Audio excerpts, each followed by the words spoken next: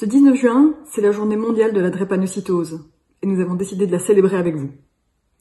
La drépanocytose, aussi appelée anémie à cellules falciformes, est une maladie du globule rouge qui concerne 1000 personnes en Belgique.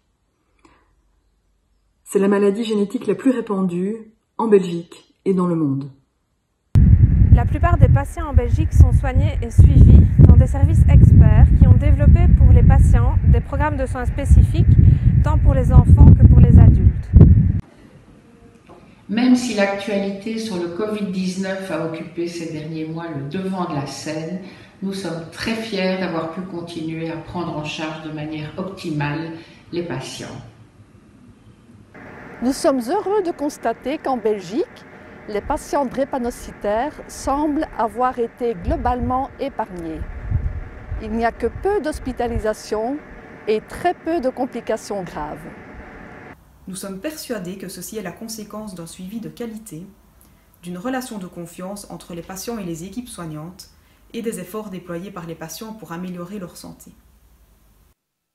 Malgré les circonstances exceptionnelles des derniers mois, nous sommes heureux d'avoir pu continuer à œuvrer au profit de la communauté des patients drépanocytaires en maintenant la même offre de soins, même si parfois elle était à distance et virtuelle, et en poursuivant divers projets de recherche. Ceci concerne le registre des patients, l'essai de nouveaux traitements, dont nous espérons beaucoup, mais aussi des études plus fondamentales nécessaires pour la compréhension de tous les mécanismes impliqués dans le développement des complications.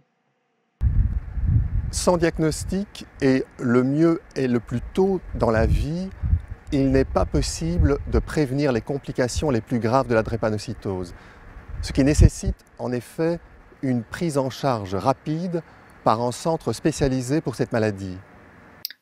Le diagnostic à la naissance existe cependant depuis des années, que ce soit au CHR de la Citadelle, au CHU de Liège ou encore au laboratoire hospitalier universitaire de Bruxelles. Et nous attendons avec impatience que ce dépistage soit déployé au niveau national pour le bénéfice de l'ensemble des enfants. L'éducation thérapeutique est un pilier de la réussite de la prise en charge de la drépanocytose. Elle se réalise à plusieurs niveaux. Elle commence avec les parents, lorsque l'enfant est encore tout petit.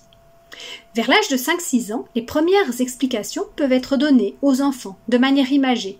Et plus l'enfant grandira, plus ces explications pourront être précises. Dès que possible, l'enfant sera impliqué dans la gestion quotidienne de sa maladie pour devenir acteur de sa prise en charge. Les patients et leurs parents ont fondé une association qui peut vous aider et vous informer. Retrouvez-les sur les réseaux sociaux. Au niveau des adultes, les patients entre eux communiquent et se prennent en charge. Il y a des groupes de communication par WhatsApp dans nos patients. Les patients plus âgés peuvent prendre en charge des enfants plus jeunes en les parrainant en quelque sorte.